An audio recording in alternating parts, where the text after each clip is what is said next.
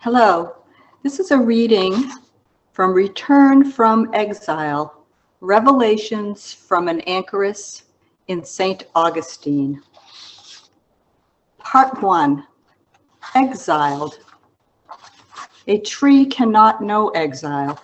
Spring 2018.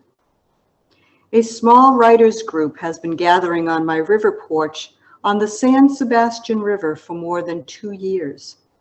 One of them is a native Floridana Menorcan woman who embodies living history in this ancient city of St. Augustine. "You are my cloister," she said softly but emphatically one evening, looking at each of our faces. Nobody needed an explanation.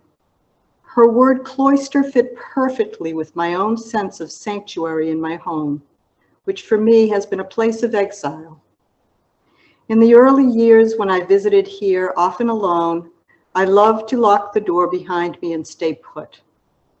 The birds flying by or diving into the water, or the dolphins occasionally swimming silently by in the river, were all that I needed of the outside world. I never thought of this home as anything but a refuge in those days. Those days being before my daughter's father bailed out, or as our marriage counselor aptly put it, he hung a left. Indeed he did. Before the bailout, each visit to the Florida townhouse was a respite from hectic home and office work. It was my escape.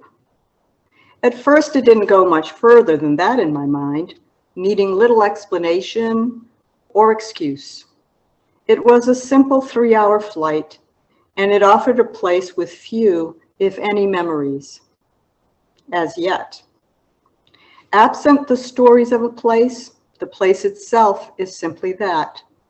One just enters in and finds peace. Cloisters are like that. I've known such an empty space feeling while on retreat in the cloisters of convents and monasteries. They hold others' stories, but not my own. I knew peace and silence awaited me there. So for a time, I thought of this St. Augustine residence as a refuge, releasing me from my worldly self. Nobody but me and that Africa tree, standing guard over the river, could know the secrets within, the secrets in my heart. That tree has been and continues to be the one and only constant here. I have written poetry about it, love poems. It's been a 20-year affair. Could I ever leave it? Do I wish to? What in it speaks to me? The speaking was once one way, only me to it, but all that has changed now that I live every day in communion with it. One day when my 3 young grandchildren shared lunch on the lanai, I said, "That tree has seen everything that has happened on this lanai." It sparked a spontaneous trip down memory lane for me and them. During the early days here, my life was topsy-turvy. I shared my sad feelings with my tree friend while sitting alone in the screened enclosure. There was never a time when I was in need that the tree was not there and available. For me, that tree is sacred. It represents the one and only. 4 years as I was coming and going from this place of refuge, before I was exiled here, I took it for granted that the tree would always be standing there. It always is. Neither hurricanes nor violent thunderstorms have snapped it from its rooted spot.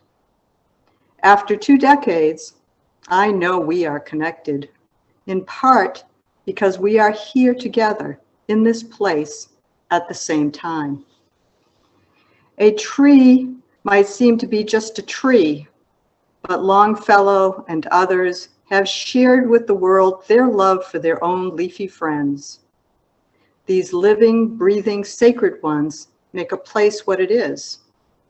They can be a place of belonging for anyone who sits at their feet to ponder or to read, or just lean one's back against some rough bark, feeling deeply rooted in place, never to wander from where it began. One is at home there.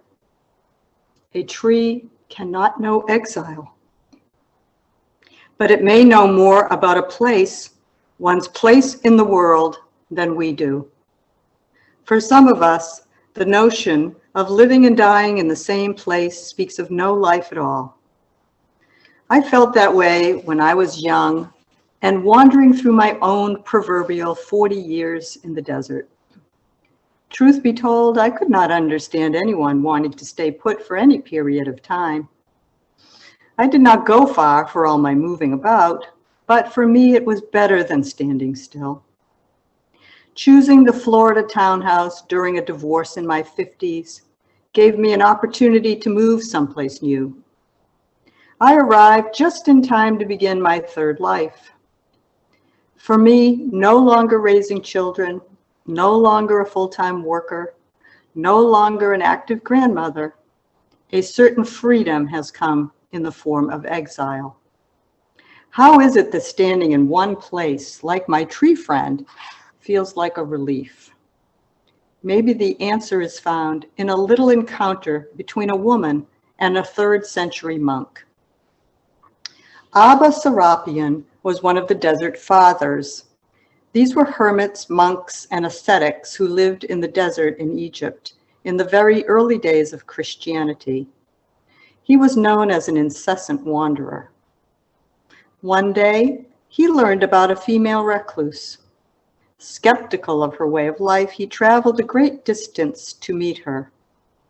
As the story goes, he asked her, "Why are you sitting here?" "I am not sitting.